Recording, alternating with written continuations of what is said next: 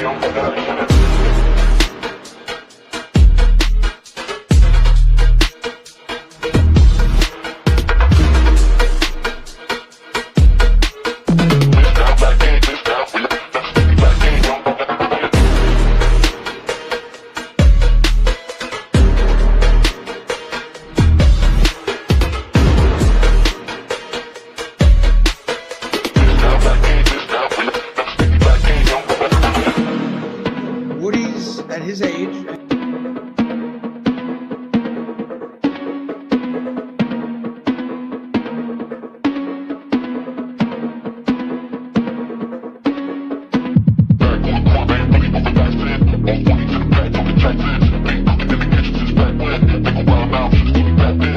to the Jets Afterburners podcast. New York Jets stand 16, and filling in for Liam is Senor Luca. What's up, my man?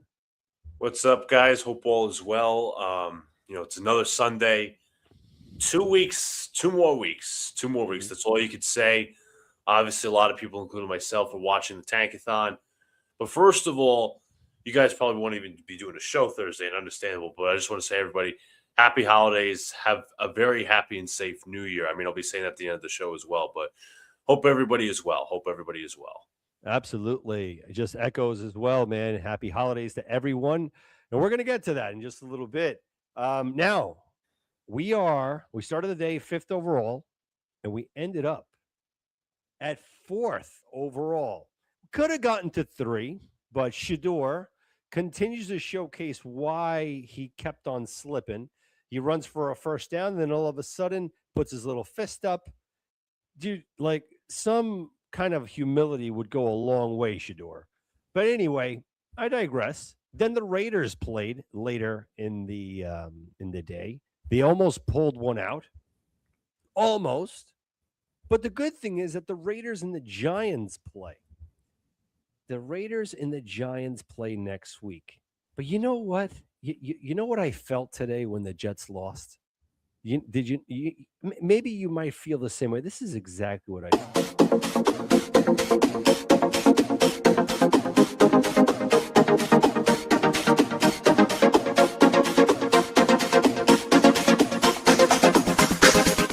I just love watching the Jets lose, continue to do something that they do well, and continue to move up in the NFL draft. I like that because I have a strange feeling that the New York Jets are going to wind up with the number 2 overall draft pick.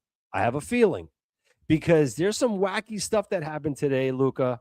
First of all, the Titans. The Titans won, and many people might say, oh, well, Mahomes didn't play. A lot of these solid teams, regardless of who the backup is, you would think that they would have a better showing as what they had today. Now, in 2 weeks, the Raiders play against the Chiefs. So it all depends on what happens next week, Giants and the Raiders. Who do you actually want to win that game? It's a great question. Maybe just to irritate my brother, the Giants. But, I mean, as you said, essentially, it's a win for either. Win for either helps us. I mean, the Raiders, number 3, number 2 right now? Number 2. I mean, the Jets are probably going to lose next week to the Patriots, and rightfully so. But the Patriots obviously play in like a couple minutes. But the Vegas Raiders at 2, Giants at 1. I mean, if you rob the Giants of the first overall pick, not that the Jets – I mean, I don't know if they can get into that type of position where Jets can lose next week and the Giants can win and they get to the number 1 overall pick, obviously. Scenarios to be revealed next week. But regardless, in my opinion, maybe Vegas to start. maybe I want Vegas to win. But as we've just remarked, either one helps us. It's great that those two are playing together. It's a clear tank bowl day and clear as day. So I'm not really against either winning. Obviously, if it was a tie, that would be really strange, but not impossible. But, yeah. It's kind of weird because I'm looking at it in so many different scenarios, right? Like earlier today, I'm seeing the Browns winning, and I'm like, all right, you know what? If they win and the Titans somehow win, we go 3rd overall. And as much as I want the Giants to maintain that first overall pick because that would be such a great trading partner, but then I start going into like the psychotic thoughts where I'm like, hold on a second. If the Giants land in a first overall pick, common knowledge says they're going to trade down and acquire more picks, right? That's like the initial thought. But not too fast. Not too fast. If you kind of force your hand on the candidates, coaches, say, hey, this is your quarterback, Jackson Dart. And the potential coach is like, yeah, but hold on a second. We own the first overall pick. So why don't you allow me to choose the quarterback that I want? No. We already spent the first rounder. So many candidates might say, you know what? I don't want the job. So you're handicapping a lot of them. But I think all options are going to be on the table there because Shane is not going to be there anymore. I heard that he got locked out today or something like this. I don't know if that was true or what, but he wasn't allowed in the building, something like this. So he might be gone tonight or tomorrow. They're cleaning house. Would you consider Jackson Dart? Because it has to be on the table at this point. If the Giants land the first overall pick, it's anyone. They could go Moore. They can go Dart. They could keep him or Mendoza. Would you consider, and what would your draft compensation be? Ooh, that's a great question because you said the Jets would be trading from Jackson Dart. Yes. Giants would be getting Moore or Mendoza with their Right. pick. Mm-hmm. I mean, Dart didn't exactly have a great game today. Mm-hmm. And also, you could argue he's regressed and Stable is gone, but I think that firing needed to happen. So I don't want to say like a mid-round pick or a high second or anything like that. Right now, if you look at it, the Jets obviously have a bevy of picks. Mm-hmm. I mean, I know you mentioned possible idea of the Giants trading down, and I do get your point about the whole handicapping thing with the quarterback and the coach. The Giants have 1, 2, 3, 4, 5, 6, 7 draft picks next year. That's not a lot. That's essentially one per round. So they're going to look to get more draft assets to trade down probably as possible. Mm-hmm. But in terms of Jackson Dart and the Jets, maybe mid-round pick. I mean, you could argue that would be underselling Jackson Dart because he has the potential. He has the gravitas. He is, as what I just said, he has the potential and the gravitas. You know, you have to put him into the right system. I don't know if the Jets will have the right system for Dart. I'm not sure if I trust Angstrand or Charles London to develop a quarterback. But again, we're going to be putting that in the scenario because the Jets are likely going to draft a quarterback next year. So you're going to see either way in plain sight. But I'd say like maybe a second or third is maybe the Giants will look to sell high in him. I'm not totally sure.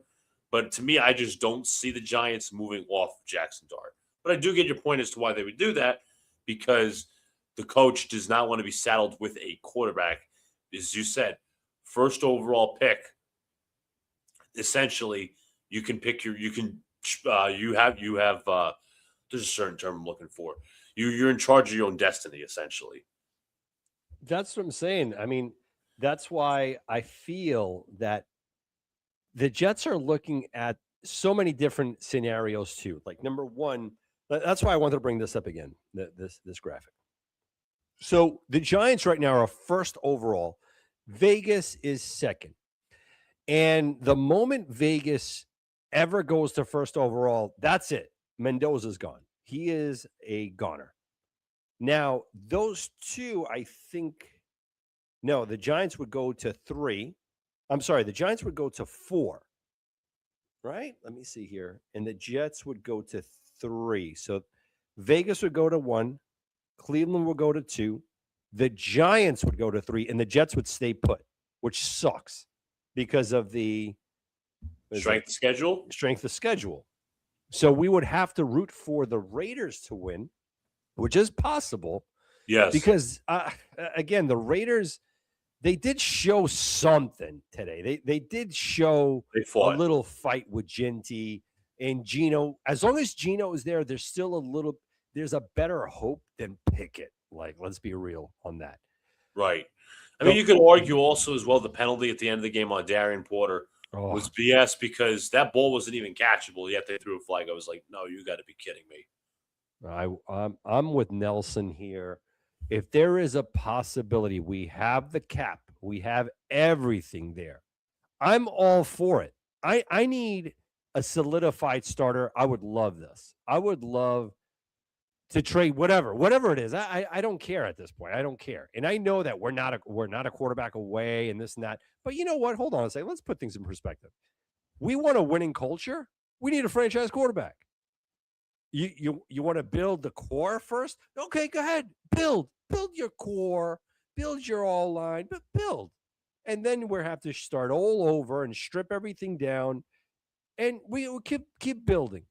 But if you have a quarterback here, you're going to attract so many players and you're going to expedite the process. That's why we don't have the quarterback. Right? Look, let's be real, guys. Like this Cook character, why he's still playing, that to me is a Woody Johnson call. Straight up from the owner. All right, we suck this bad. You dare put Tyrod in there or Justin Fields, you're risking a possible win. Possible. Cook, this is what you get. Also, the defense. Can I get your blessing on this, Luca? Chris Harris is not it.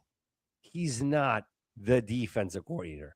A scrub team, just like us, this should have been a very close game. They put up more than 400 plus yards of offense. Yeah, baby. I mean, he's just a name. I think he's just taking over for the rest of the season. I mean, I think either Aaron Glenn or somebody said he'll have the chance to earn the full-time job for next year, but I really didn't see anything that caught my eye. And just about the whole tanking conversation real quick. And, obviously, as I said, we got 2 games to go. I think pretty much everybody's looking towards next year. I mean, I don't know if I'm necessarily going to be hyped for next year, but regardless, not the point. It's funny, Dan, when we beat the Falcons a few weeks ago, content creators like the Matt O'Learys and yet Michael Nania writing articles talking about how it's wrong for Jet fans to root for the tank because things like point differential and evaluation year, using those terminologies. Sure, this was supposed to be an evaluation year, but the point of an evaluation year is to learn something. Now, Dan, in my opinion, I think the Jets could have forfeited the season and we would have learned as much as we are right now. I don't think the Jets have – I don't think we've learned anything as fans this year with the current coaching staff, the current roster, anything like that. If anything, we're heading into next year with more questions than answers. You just brought up the defense. The defense is not good. Largely, Quincy Williams and Jamin Sherwood have been terrible. The secondary, okay, it's mishmash. I mean, the problem is you really don't know. Defensive line, you might have, 2 players? And the guys we thought were stars, well, not me personally. Jermaine Johnson, I mean, I thought he was going to be an up-and-comer. Jermaine Johnson, Will McDonald, those guys, where are they? They're just kind of like in the twilight zone. They're MIA currently. So you're not learning anything there. You need a second safety. Right. Your offense, I mean, obviously you're going to need the quarterback. You need wide receiver help. John Simpson has been bad on the offensive line this year. The Jets, stupidly, and yes, I know they can say, it's a 2-year extension. It's very cheap. How do you extend a tight end 4 or a tight end 3 in Ruckert? That almost like verges on the word of sentimentality. He's flashed. He's a Jet fan coming out of Long Island. But, I don't know. I never saw the justification for re-signing him personally. But, there's a lot of holes in this team next year, and you don't know. It's the simple phrase, you don't know. And if you want to look at the past however many years, it's been bad. And usually when you don't know something, you're unsure of something, it's probably not the right answer. I'm sorry. But we have 2 games to go, and the ultimate evaluation this year should have been, okay, we know Justin Fields or Tyrod Taylor is not going to be the quarterback. Let's look at the coach. Let's look at the coaching staff. Can they elevate the talent around them? I don't think the answer is yes on that one. I don't think the answer is yes. I genuinely don't think that I don't think Aaron Glenn's a good coach. I mean, you have people like Dom C who are defending, in fairness, I understand. I like Dom C a lot. He was trying to give Glenn every chance earlier this season, but now he's like, you can't convince me that Aaron Glenn's doing a good job. You can't. You could make all the injury excuses, the lack of talent, so what? You had a chance to add to it this offseason, all these different things. But I'm not walking away from this season necessarily enthused. And I know we have 2 more games. We've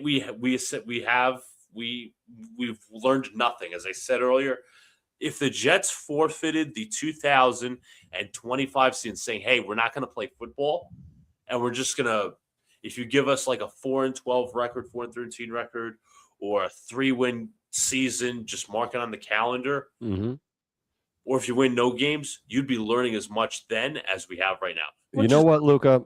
Enough for nothing. I hear you, and I'm with you. You know what we've learned this year? That Aaron Glenn is not a good head coach. He's Absolutely not. I'm sorry. He can have the players. He can have no quarterback. He can have a quarterback. He doesn't know how to be in control of an NFL team. He's one of those same old coordinators, over glorified. Here's the job, a la Saleh. Now, Diana Rossini's report this morning. Aaron Glenn's job is safe, and agents around the league are operating with the understanding that his position won't be open. Woody Johnson and the Jets recognize this rebuild will take time. I'm going to push back on this, and I'm going to tell you guys why. In the event the Jets land the number 1 overall draft pick, number 1, from now up until the season's end, no one knows. Now, if we have to trade up for it, and it's quick, so let's say it's sometime in February or late January, and there's a name out there, and the Jets call the Giants and say, look, this is the package deal. And it might be a lot, guys. Jet fans, get ready. Muji didn't do this trading Quinnen and training Sauce just to rebuild. He did it for job security. You know what job security is for a GM? Is to bank on a quarterback, to hit it. It's not to get a left tackle or a running back or a safety or the best player in the draft. No, it's to get a quarterback. So don't be surprised, guys. And you go on Twitter, you wake up one morning, 3 first-rounders. And you're like, whoa, 3 first-rounders. We go up to number 1. Now, why I say Glenn's job isn't safe. Woody's been through this film before. He's seen through Darnold and Sanchez and Geno and Zach. When you don't have the right coaches around a young quarterback and there's no plan, nothing, then it all blows up and you're back to square one. Oh, but we're paying Aaron Glenn so much money. Number 1, you're not paying it. Number 2, I'm not paying it. And number 3, neither of us have the bank account like Mr. Woody Johnson has. Let me explain something in finances. Multi-billion-dollar individuals, they pay coaches like that you see on the screen with the interest that they get on their own money. And their own money are the money that you pay in order to either watch them on TV or going to the stadium.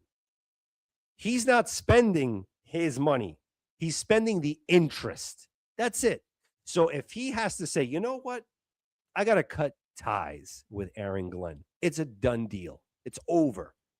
I got to start from scratch, and I got to surround Fernando Mendoza or the kid from Oregon, Moore, with the right set of coaches, offensive-minded guys, because what I'm seeing with Trevor Lawrence, that's what I want for the New York Jets. Aaron Glenn is gone. And you might say, oh, you're out of your mind. What, you know more than – no, I don't know more, but I see it. We told you here at the Jets Afterburners podcast before it even happened, Quinton Williams was going to be gone. Gone. No, he's a Jet for life. Gone. Sauce Gardner. And I want to allow you to proceed, but not for nothing. What Mooj did before the season is master chess. Think about it here, Jets fans. And I might be hitting a nerve here. Before the season started, he extended Sauce Gardner and Garrett Wilson. Every one of us thought that they were going to be Jets for life. Guess what Mooj was really doing? He was making it easier to find a trading partner so that team, if they would give up the farm for any of those two players, it was an easy transaction. They didn't have to extend them. Sauce was down. Garrett Wilson is not safe. He is not safe. And I get it. That's the last thing that we have here. Garrett Wilson, we love you. I love the guy. He's awesome.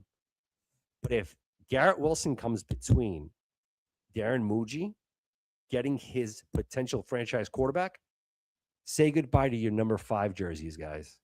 That's all I got to say. Luca? Luckily, I didn't buy a Garrett Wilson jersey yet, but I understand your frame of thought. I'm also not exactly as high on Woody Johnson's thought process than you, Dan. I understand where you're coming from. You're thinking logically. We've seen this before. The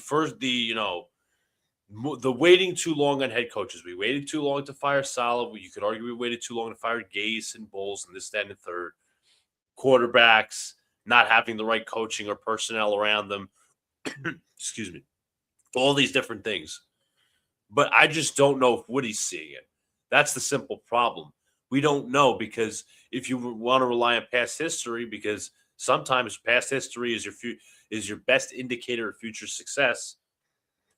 This same stuff will go on where Aaron Glenn's going to get another year or possibly 2, and we'll have the same status quo nonsense to the point where once again we'll be wallowing in the same pit field in about a year or 2. Who's the quarterback? Who's the coach? Do we have the right quarterback? If the quarterback like Dante Moore Mendoza is still on the team, are they salvageable? All these different facts, all these different questions, and all these different platitudes. But here's the thing as well, right? I mentioned content creators talking down on fans for rooting for the loss. I want them to answer for that, but they never will, because they have tons of followers and subscribers and all these different things. Now, when I do content creation, I don't care about money. I don't care about views. I have a job outside of this. I have a career outside of this. I realistically don't have to do YouTube, but regardless, that's not my point at all. I'm not grasping for clicks or anything like that, but my issue is, here's another thing, and it coincides with the same conversation. When people react to the Steve Wilkes fire, it was mostly pops like, hey, Aaron Glenn did the right thing. Good job, good job. Yes. Okay. Dan, is it ideal to fire your defensive coordinator in your rookie season? This is not a Woody Johnson handpicked defensive coordinator. You picked Wilkes to run the defense. It is also your fault that you didn't step in, because you're a so-called CEO head coach and a defensive-minded head coach, to not fire the guy. Have a conversation with him, take over defensive play calling. None of that happened. Content creators, the most popular Jet ones, are not pointing it out. They just want to paint sunshine and roses. But at the end of the day, I just simply don't know.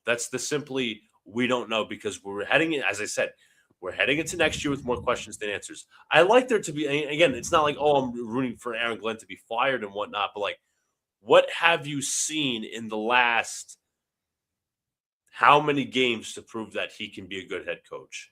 Like Michael Nani was pointing out point differentials, and those kind of statistics don't matter. They don't. How does point differential look right now for the New York Jets? That just got blown out by 20-something odd points to the New Orleans Saints. How does that matter? How does point differential against the Falcons matter? They're a crappy team with Kirk Cousins. How does that matter? How does that pan over to next year? I like somebody to answer me that. Well, check this out. Here, you kind of echo and segue exactly with the whole Steve Wilkes part here with Aaron Glenn. This is what Mike Florio said. And is a defensive head coach. And he fired his defensive coordinator. There's just something odd about that. If the defense is so bad that the coordinator should be fired, I think you're putting yourself a little too close to the flame, Devin.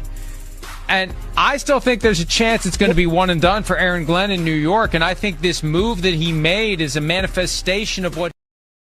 So just to, again, that's why there's so many conflicting reports. Like the Rossini report comes out, and then Florio starts talking, and Florio said this about probably 3 days ago or whatnot. Yeah. I'm siding more with Florio here, guys. And, you might call me a little pro Woody and whatever, but why I'm looking at it like this is from a business point of view. I'm looking at it to the point where Woody has got to be to a certain point where he's getting to a Leon Hess moment where enough is enough. And if I have a chance right now to land the best quarterback in this college realm right now, I'm going to do it. Mooj, you got all the artillery. Go for it. I give you my blessing. Just do it. If he can do that, if he can convince him, now at least he can give Mooj that kind of autonomy to select his own head coach. That's why I don't think it's so clear how people, oh yeah, Glenn is coming back. He has all the tools to build this team. He's okay. He's safe. I'm sorry. What we're witnessing right here this season, it's very telling. We do not have a head coach. Now, how dare we do all of these moves, Luca, in the offseason, draft Fernando Mendoza, give up 3 first-rounders. Oh, that's too much. Oh, stop it. Please stop. This is what you get without a quarterback. But with that being said, if you don't have the coaches, like I'm more than sure Woody Johnson's looking at this and saying, our offensive coordinator is horrendous. I'm sorry. Engstrand is not good. He's not good. He sucks. We have a quarterback coach who was in charge of the running backs. Our defensive coordinator right now was a pass game coordinator. Make it make sense, Luca. I can't make it make sense. I can't. Realistically, again, I just said I can't. I hate to disagree with you, Dan. I think Glenn comes back next year because I think Woody's gonna, you could bring up all the Leon Hess moments, but we haven't seen Woody press for urgency. That's the issue. It's not like he's came out in a press conference and said, hey, this level of football is unacceptable. Sure, he called out Justin Fields, but he didn't call out the coach. Not that he should have in the media publicly. Not that he would or wouldn't. But, there's no sense of urgency for Woody Johnson, in his opinion, to, hey, we got to play better. All he is I'm sorry. Dan, I know you're going to disagree with me here. All he is maximizing profit. You go into next year, right, from the fans' perspective and a player's perspective. Let's just say we don't trade for Joe Burrow because I don't think that's a likely scenario. What's your pitch point to the fans that are season ticket holders or even fans that just want to go to the games and watch good football? What's your selling point for them? What's your selling point for the players that, what might be interested in your team? Everybody brings up Alex Anzalone, the linebacker from the Lions. He would be a great Aaron Glenn guy, this, that, and the third. What if he doesn't want to come to the Jets next year? Because, everybody brings up, oh, he's a Glenn guy. Okay. Well, so far we haven't seen a lot of Glenn guys from the Lions come over. There's not a lot of intriguing free agents from the Lions outside of maybe Anzalone that would fit the Jets next year. Mm-hmm. So right now you're in this pigeonhole where it's as I said, more questions than answers. And what's the pitch next year? Just a lot of simple unknowns. That's just how it is. You simply don't know. There's no pitch. There's no there's no reason to go see the Jets next year unless it's the quarterback. But you don't even know about that. You don't know if even the Jets are going to finish out in a position to draft a quarterback. I mean, I hope they will. But like, as you said, Angstrand is kind of unproven. You could argue, or the more optimistic fan would argue. Charles London is a running backs coach. What does he know? And Right. what was his most impressive feat as a quarterback coach? Will Levis, Geno Smith, when he had a bad season in Seattle. Those are not highlights. That's not something you want. I'm sorry.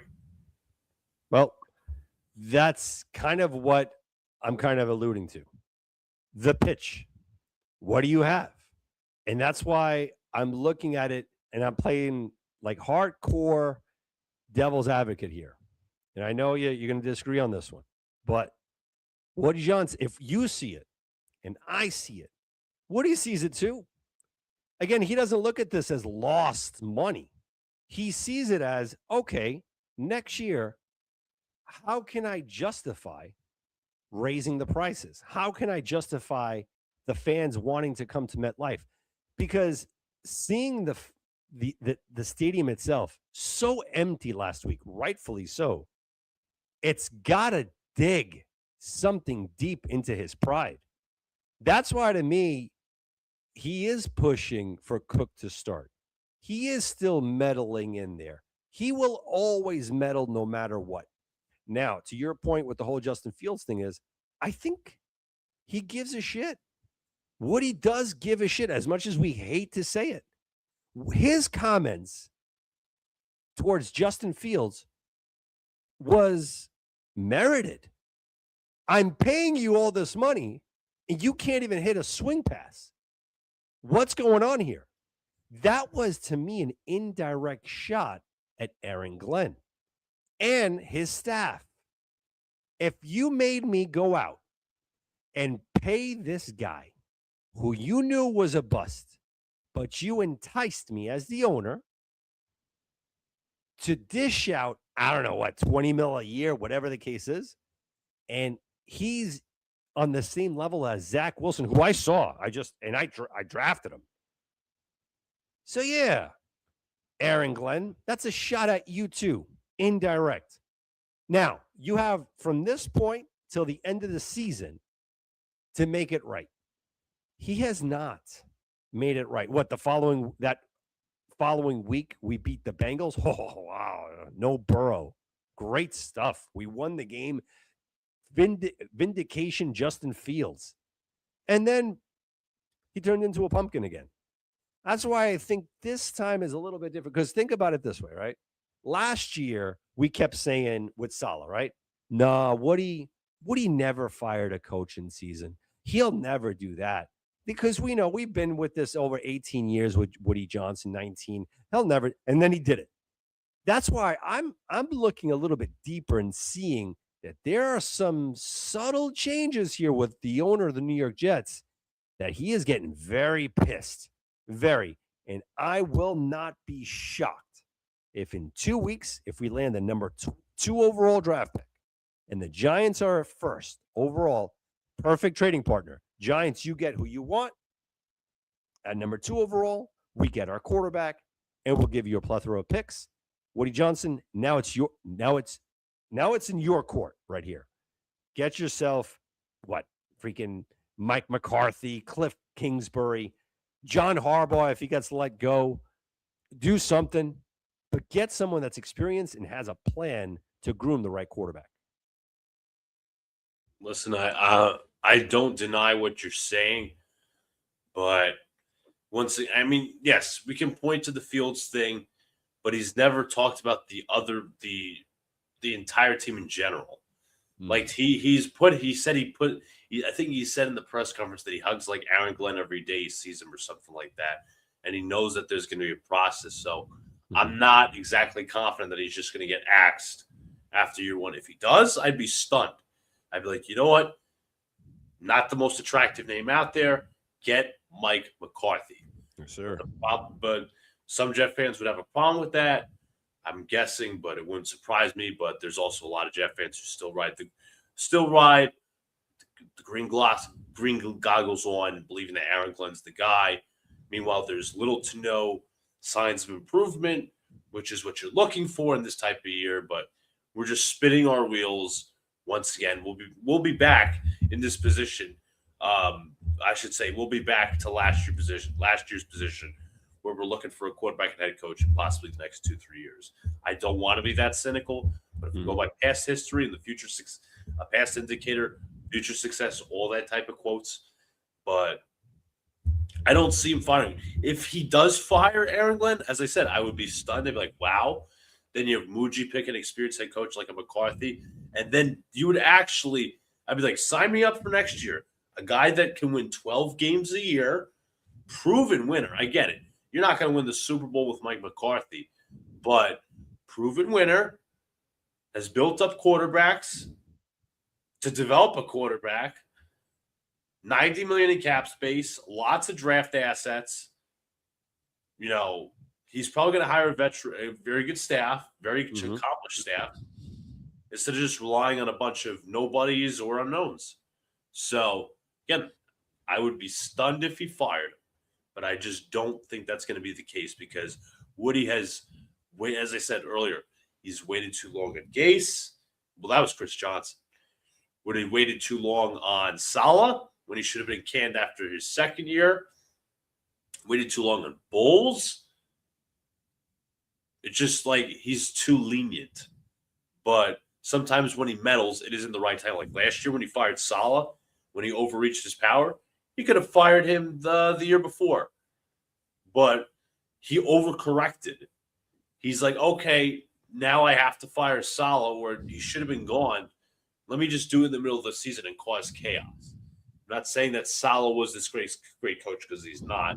I think it's a fallacy that people are coming out here saying, he deserves another shot, this, that, and the third, but regardless.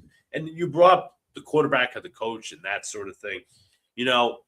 That's the most important of today's NFL. You got to have a coach. You got to have a quarterback. You can't have just one to succeed in the NFL. You have to have both. Mm-hmm. For the Jets, they have neither. And, people will say, well, Saleh didn't succeed because he didn't have a quarterback. Well, Saleh didn't exactly show you that he could manage the team outside the quarterback, that they were just one quarterback away. Right. They're a whole culture away. And you could argue, Dan, in fairness, in absolute truth, I don't think there's a winning culture with Aaron Glenn right now. What higher standard is being set that I don't know about? Where's the higher standard? Where's the accountability? Because, Justin Fields wasn't being held accountable for how many weeks on end? There's no winning culture here. You could argue, and I think I remember saying this, Dan, the winning culture does start with the quarterback. But, what was it, last week? That Jermaine Johnson, Will McDonald, and Quincy Williams would not talk to the media after getting their doors blown off. Ridiculous. And then Aaron Glenn was, of course, sitting there defending it. And that's a trickle down because Aaron Glenn is so preposterously arrogant towards the media. And I know they're not supposed to be your friend, but I'm not saying you have to play nice with them either, but you got to get a gauge of some sort of self-awareness where you are. Right. So his little anti-media brigade trickled down to the players. Mm-hmm. They weren't answering questions immediately after a blowout loss to which they didn't want to take any responsibility or accountability or answer for their actions. That's called a losing culture, folks. I don't care that Glenn is a rookie coach. People could – and here's the thing. This has been the common trend of us Jet fans for how many years? Oh, well, previous regime's players are losers. We need Aaron Glenn to get his type of players. You do like Chiefs fan. I mean, it's bad to say the Chiefs because they just missed the playoffs. Do like Bears fans or Packers fans or Eagles fans say, hey, we need to flush out the old regime's players to get new guys? You never hear that. Never. Do you hear that about the Rams? Do you hear that about the Niners? Do you hear that about the Bills, the Patriots? No, because either number one, there's already been a good enough culture set, number one. Number two, you're getting buy-in from the players because you already have a good coach already. So it's intertwined. So look at the stat. Look at this stat. This is it's just so bad, man. 15 consecutive games without an interception. And this is being coached by a former cornerback that he made a living picking quarterbacks off. Insanity. Insane, man. Like, there is no culture here. The culture is constantly being losers. I mean, did you see the bomb today that showed through? Like, I believe it was Olave that just went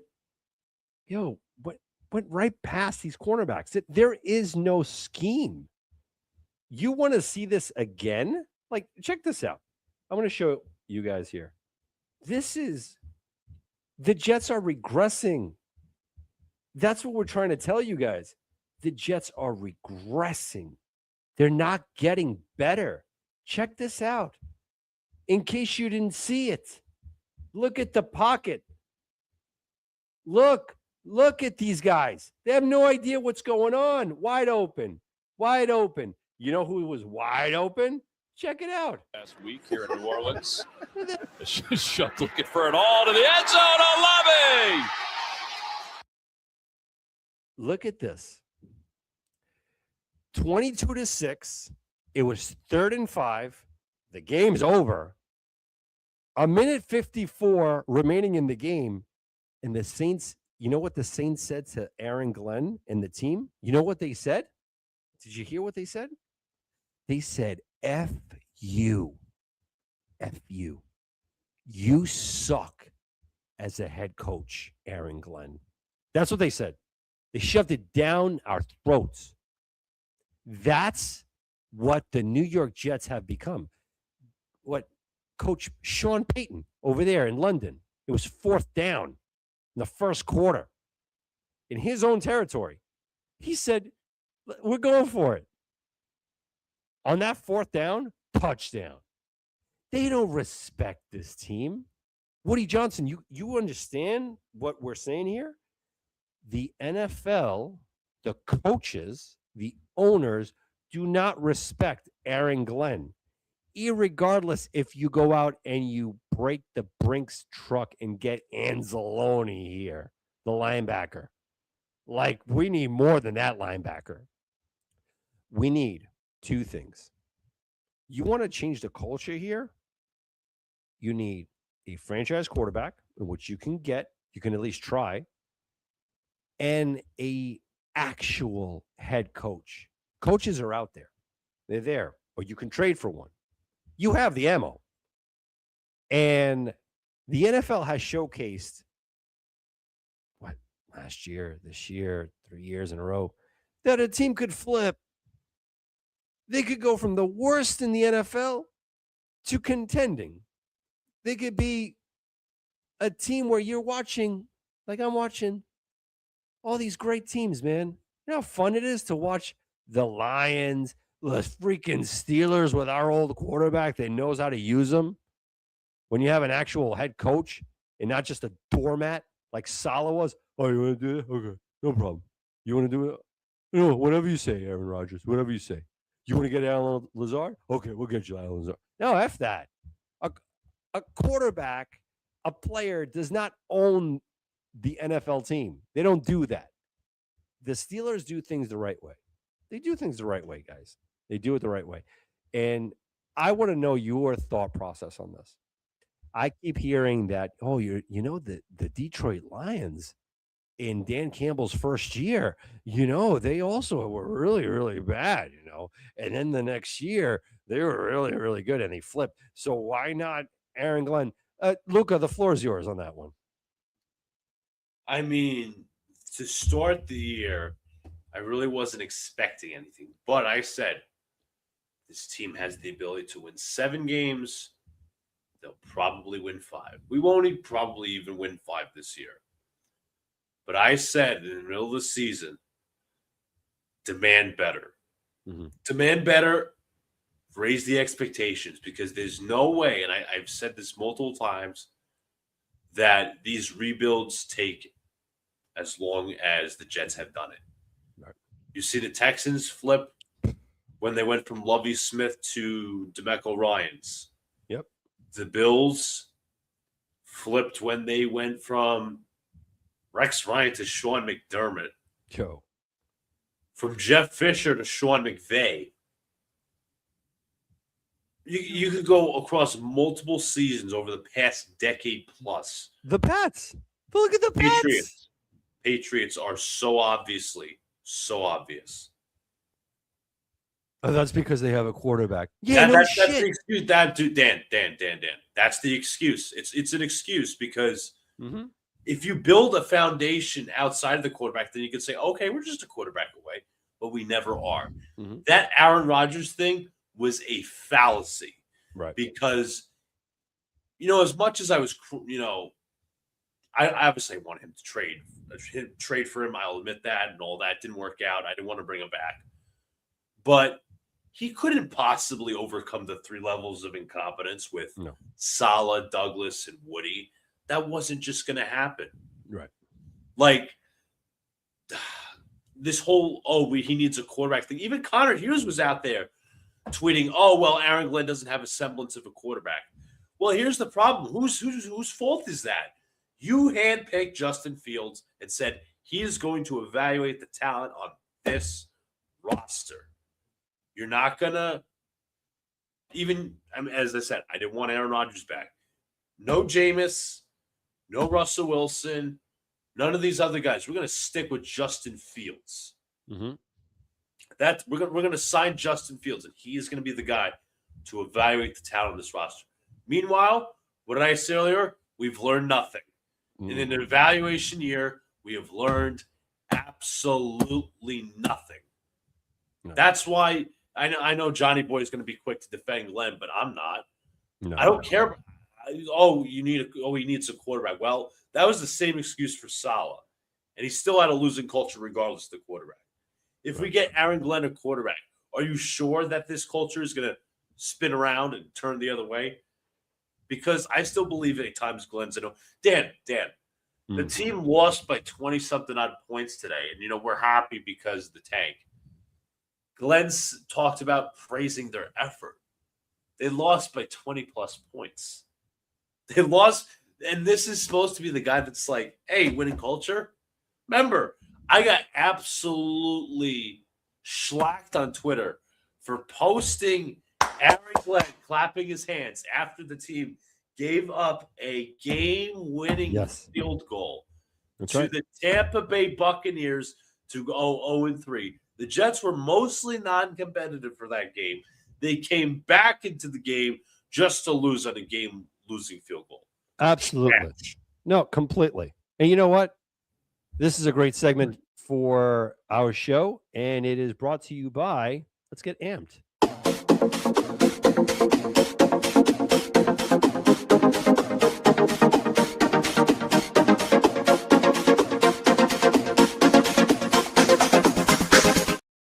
So, with that being said, we're going to bring on 6 rings. 6 rings?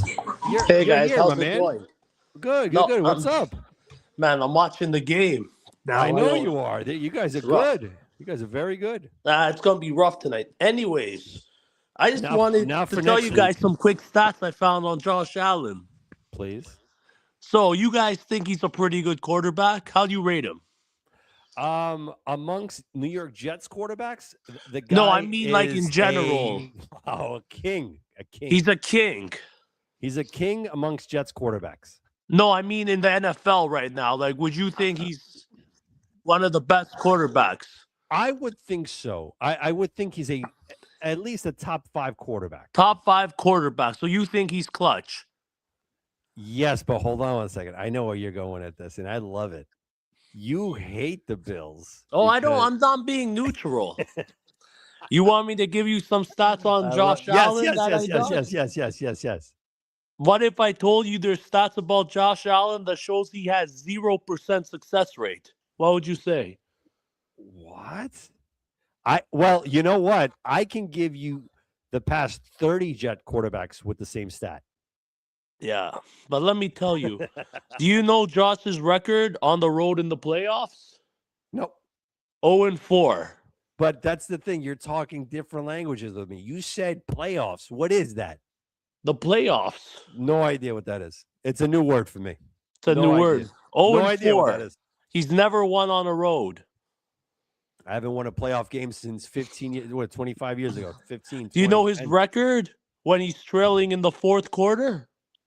I would assume no wins. He's 0-6 when trailing in the fourth quarters. He has no winning drives. You know what that means, right? He's going to play against you guys, and he's going to win in New England. I'm not done. Do you know what? He was the first quarterback in NFL history. Do you know what he did? No? What did he do? He's the first quarterback in NFL history to go 0-4 against the same quarterback and lose with a 0% success rate. Man. You see, we got I got more. I'm not done. No, please. By all means. Do you know what this translates to? Do you know his overtime record? I know. Brought to you by the Bills Afterburners podcast. He's 0-6 in overtime. Yes, but there's always a first for everything. It's always. And all these stats combined, no quarterback has ever made the Super Bowl in NFL history. Over 100 years. No quarterback has ever made the Super Bowl with these stats at 0%. With these stats combined. You're out of breath, man. Hold on. The game last week really got to you, man, huh? He got me, man. I see these Bills fans. They were saying 0-13. Drake Mays never came back in the fourth. Listen. And they went clutch. You're in a good position, Six Rings. Listen, don't. And then I had to hear from Bills fans that the Patriots are 1-14 with Drake May in the fourth quarter when they're trailing. Can I tell you something? I'm going to tell you something. If I were you, Bills fans have absolutely nothing on the Pats. Nothing. Jets fans have nothing against the Pats. Dolphins fans, any team except for the Steelers, maybe the Niners.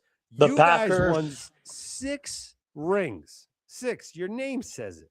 The Bills, who lost 4 Super Bowls in a row, want to celebrate last week's win, don't take it. It's not about celebrating. You know, I like talking football with everyone. You know, I don't really. But they started. There's a stat. Drake May is 0-13 when trailing in the fourth quarter. He does not have. You know what I mean? It's a he has not came back. What the guy's doing in the league right now is wild. And the Patriots are 1-14. He hasn't won a game. It was secondary teams. The secondary teams that won against Miami. Don't worry. They're going to go into the playoffs, and they're going to cause some serious damage, man. But, you know. Nice run by Henderson. Okay, I like that dude. He's good. He's very good. But I called in now to talk about the Jets for a bit. Please. Okay, now we can talk about the Jets. Yes, we've been talking about vomit for the past half an hour. So you're in a pretty good position. I think right now you have the 4th overall pick, right? The 5th pick, something like that. I'll show you. As of today, do you have the Tankathon? I have it right here. Look at this. What overall? 4th overall. Okay. Good. Nice. So what's your cap now? $95 million, right? Yes. Okay. And you have all your firsts, right? You get everything. You have everything.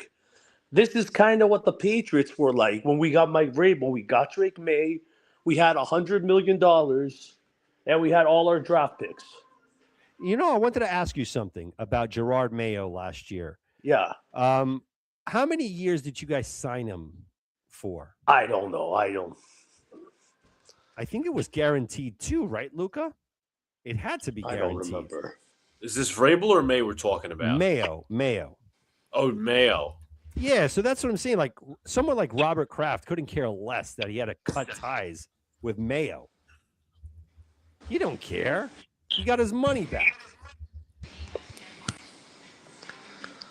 Yeah, let's look it up. Let's look it up. Gerard Mayo contract. Guaranteed? Question mark. Let's see. No. There we go. As a head coach. Because this I don't think it had. It says here there were no significant amount of years. It was clauses. He put clauses in it. Let's see here. So it was the clause of 3.3 million a year or something. Right. He was making $3.5 million a year. 3.5, okay. And I think he said there were like certain requirements in the contract, so nothing was guaranteed. So he just got rid of the guy. He doesn't owe him anything. Nothing. Robert, that's the thing about Kraft. He'll cut you. Glenn would be gone right now. If this was New England, Glenn would be gone. Right. For sure. Right. Well, that's what I'm saying. If this was Pittsburgh, Glenn would be gone. Well, that's what I'm saying. Six rings. Woody Johnson has to face like this circle, this table. And Woody Johnson has a lot of money. He has a lot of. He can cut him right now if he wants. So I want to mute you for a second. That's what I'm saying. Like Aaron Glenn has to sit down on a table of all these owners, and he has to raise up his level. That's what I'm saying. Like Aaron Glenn is not safe, guys. He's not safe. Go ahead, Six Rings. Yeah, like I said, and your owner can fire him. Mm-hmm. Your owner can fire him and not really worry about the money. He has a lot of money, Woody. Thank you. Exactly it wouldn't, right. Like even face him. So they get money off these TV deals too, and all the people buying tickets. So it's not really. There's no issue. Listen, there's no issue with him. But it's his pride. He has a lot of pride. He doesn't like being wrong sometimes. No. That's your owner. Let me ask you. Next week, next Sunday, you going to that game, right? Aren't you going? You going to the Jets-Pats game? Who, me? It's probably free. You just walk right in. No security. Oh, no, I'm not going to that one. I'm going VIP. I have to book mine. Next year, I'm going to one. Okay. VIP. How much you think you guys are going to win? By how much? Against the Jets? Yes. We'll probably win something like last time, 27-14, something like that. Wow, you're too nice. Listen, man, you don't have to be that nice. You don't have to be that nice. Last time it was close. Last time it was pretty close. You know why it was close? Because we had some sort of a quarterback there, but we got Cook. He's cooked. Yeah, and some of you guys wanted him to start, and you got him. The best. And let me tell you, it's going to be 45-3. Yeah, you guys wanted Cook. Now you got Cook. I need you guys to destroy the Jets. Do you understand that? Yeah. No, not 35-28. No, don't give me that. Don't give me that BS. No. I need you guys to humiliate the Jets so much on the last game. Hey, man, the Jets have had good moments. This year, Tampa Bay was a good moment. Very good moment. New England was a good moment. They didn't really get killed. So nice. It was very good. The best moment is about to happen in 2 weeks when it's over. The Pittsburgh Steelers was a good moment. Very nice. Very nice. Always empty promises. Listen, man. Nice, May. First down. I want you guys to win 76-3. I can't wait till next year. If May's in MVP talks this year, wait till next year when he's actually. We can actually draft a little more, spend a little more money. That's true. Listen, Six Rings. We love you, brother. All right, I'll see you guys later. He's a nice guy. I like Mr. Six Rings. He always brings the fire. The fire. So, Dan, yeah. I apologize, Dan. I want you to react to something in chat. Adirondack Fly Guy says that the Patriots are beneficiaries of an easy schedule. You have to play who you have to play, and you got to win. It doesn't How about this? Before we talk about other teams, can we get to 11 wins first? That's what I gotta say. Like, honestly, 11 wins. Like I get that. You're just being a fan. You're looking around across the NFL, trying to find what's sustainable, what's not. I know the Giants were the biggest beneficiaries of an easy schedule back in 2022, and obviously they've regressed since then. And at least Vrabel has shown you that he's been a good coach in the past. But who are we to say that, honestly, as fans, to be like, oh well, they have an easy schedule, they're due to regress. If it was us, woe was me type of nonsense. But you could argue woe was me because we have a crappy coach. Right. We don't have a foundation at all. We're gonna do this thing back in 2-3 years. But honestly, can we get to Can we get to a winning record first before we talk about easy schedules? Because last time I checked, going into this season, you looked at the opponents: Falcons, Saints, some of the Panthers. You've seen the Dolphins. Armin was wrong, by the way. He said the Dolphins were going to be worse than the Jets. That's an L on his part. Big L. You can look across all the opponents we had, and some of these were winnable games. You could argue the Jets should have won more than 3 games this year. They should have more than 3 wins on the schedule right now. That's the truth.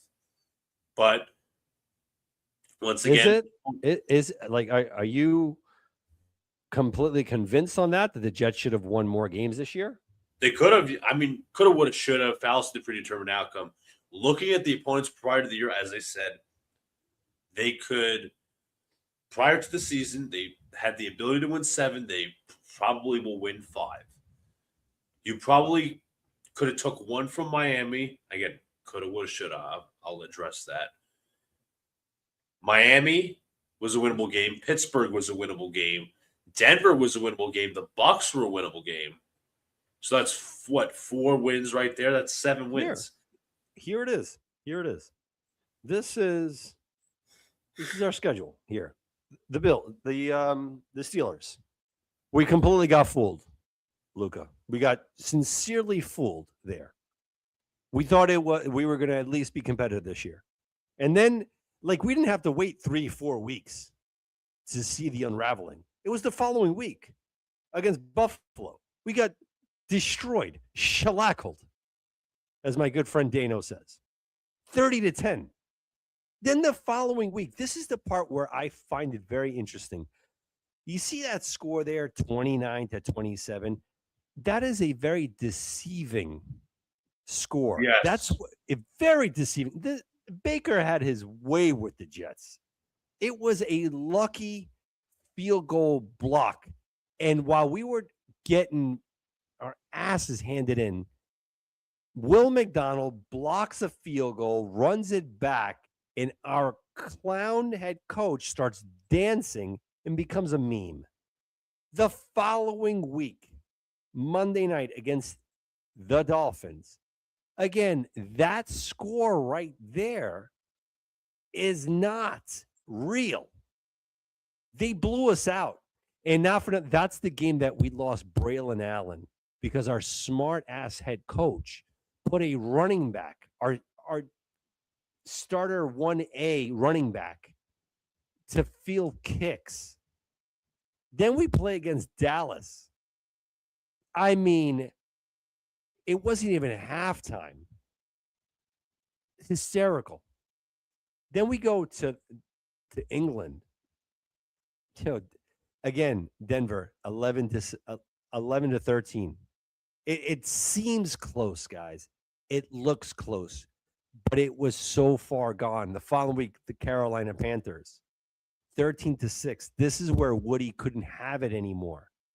Leading up to the Bengals game, he said what he needed to say. And then, out of nowhere, right before the bye, we beat a Ohio team without Joe Burrow. Going to the bye, we beat a trash Browns team, barely. We barely beat a bad Cincinnati Bengal team without Joe Burrow. And then we barely beat a Browns team just as bad as us. Dan, look at the passing yards. Justin Fields had 54 passing yards versus the Cleveland Browns. Think about that, Jet fans. Think about that. The following week here at home, 27-14 Pats. Disgusting. The following week against the Ravens. Give me a break. And then the Falcons games. This is the game that I find very interesting, Luca. We won. Oh, man, we beat them. We're changing the culture now. In the rain. Had there been no rain, Cousins would have won that game. But no, we have to win. 3rd game of the season. third win of the season, and now it knocks us out of any kind of contention to get the first overall draft pick. Then the season really said, you know what? You ain't getting no more wins. You are who you are. The Dolphins. Look at that. Here at home. Luca, do you remember? Did you watch that whole game against the Dolphins? Did you watch that, the second one? A decent chunk, yes. Okay. Do you remember we were down 21-0? 21-0. And then all of a sudden, Isaiah Williams returns a punt return for a touchdown. Again, mind you, context, 21-7. We're down still. This wasn't offensive. We're not moving the ball or anything. That was just special teams. We're still down 21-7. Our clown head coach starts jumping up and down as if we won the Super Bowl. We get destroyed 34-10. Jacksonville, powerhouse team. They don't mess around. This is the loss, though, what happened earlier today, where even the biggest Aaron Glenn apologist has to take his green-colored glasses, foggy glasses off. You lost 29-6 against a team without a running back. Your defense gave up more than 400 plus yards on offense, and you're still defending Aaron Glenn. Now, the Saints are no powerhouse. They suck just as much as we do. 29-6. The Jets are in a hole here. Bad one. And there is hope. There is hope. But Woody Johnson has to do what he needs to do. He has to do it. And that's why a convincing loss against the Patriots next week, Luca, it's got to be ugly. It's got to be really, really ugly. And I'm talking about in the 50s. You know why I think that's possible? Because Vrabel is cut from the same cloth as Belichick. It's always personal against the Jets. Always. So they could be winning 48-3, and it's the fourth quarter with a minute left. They'll throw a bomb. They'll score. They want to make it known that just remember who you are, New York Jets. You still suck, and we own you. That's the mentality that they have. And unfortunately, we can't do anything about it because we have no quarterback, no coach, no defensive coordinator. We have no players. Our best players on IR. Woody, this is your time. This is your time to change the narrative. Continue to lose, crack the top three. Hopefully the Giants are still there at 1. Make the trade. Get yourself Fernando Mendoza. Get him. And you can start changing the culture here. That's all I got left, man. That's all I got left. You know, Aaron Glenn said at the beginning of the season that he wants to put a team on the field that Jets fans are proud of. Now, if you pull Jet fans, how many of those fans are proud of what they're seeing? Because if we're being honest, most of the content creator, filler, whatever you want to say, it's not you guys, it's not LTJ. You know, the Jake, I wouldn't even say Jake Asman either because he's turned back on Glenn, but like these other channels who will pipe up Glenn, hype him up, and all these different things. Like how, without, as you said, Dan, without the green colored glasses, more like they're more like they're like one of those things. What was it? They're like the DUI glasses where you wear them and you start stumbling because it's like as if you were drunk. That's like some of these Jet fans right now with the insane cope for Aaron Glenn, not recognize and say, hey, you know what? This situation might actually not be good at all. I'm not saying you have to want the coach fired, but you have to address that there's an issue here, and you're going to be heading into next year with more questions than answers. And Adirondack Fly Guy, I do agree, says AG will be here next year unless a proven top-level head coach becomes available. They've had so many off seasons to pick the right head coach. It's not even funny. Last year, I know, coulda, woulda, shoulda. Could have picked up Mike Vrabel. There was another. They could have picked up Harbaugh before he went to the Chargers on 2 occasions, especially after he won the Natty with Michigan. Excuse me. They kind of hired Sean Payton. I know the Jaguars beat the hell out of them today, but in terms of winning culture, he's that guy. But regardless, we're standing at the train station as the train just moves away. We're just sitting here with our suitcases like, well, I guess we're going to have to wait. And then we're waiting and waiting and waiting. You do not want to be at the train station when the train pulls away. You want to be on that train. The Jets fans, will call it, some Jet fans will call it early or whatever. But like, I have a bad feeling, and I don't like being cynical because I'm generally positive. But like, I feel like next year and the year after, unless there's some 180 flip, we're going to be at the train station when the train pulls away with our suitcases in our hands. Right. It could be, man. It could easily be. But there's only one way to find out, man. That's why I honestly think there might be a big surprise here. Just think about it, in 2008, no one in their right mind, no one, even me, diehard Jet fan, when I heard the news that Mangini was fired, I couldn't believe it. I couldn't, because there was a plan in place. There was something good going on. Would he let him go? It was over. And then he went to Rex, and the rest is history. That's why I think right here next Sunday will be a big indication if it sways his decision in a way where, you know what, I've seen enough. If I'm going to draft a quarterback and I have to give up capital, a lot, in order to get Fernando Mendoza or Dante Moore, if I have to go this route, I need to make sure that I can't mess his head up. I can't trade all the way up and then bring him here, OTAs, training camp, learning a new offense. This guy's new. Who's the quarterback you're learning from? We don't know. Cook, learn from him. Okay. Quarterback coach is the running back guy, this and that. And now 2027 comes. You're gone, Glenn. Now we're going to start over. We're going to force Mendoza on some other coach. And now this poor kid has to go all over again. His head is already skewed, messed up. Oh, I guess this is how it is.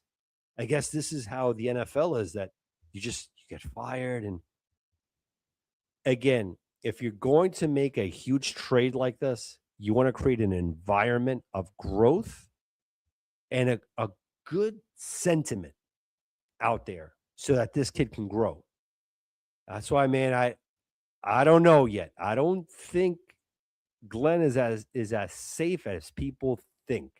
And I don't buy the whole money thing. These guys are multi-billionaires. We have the luxury of buying a gallon of milk and letting it rot.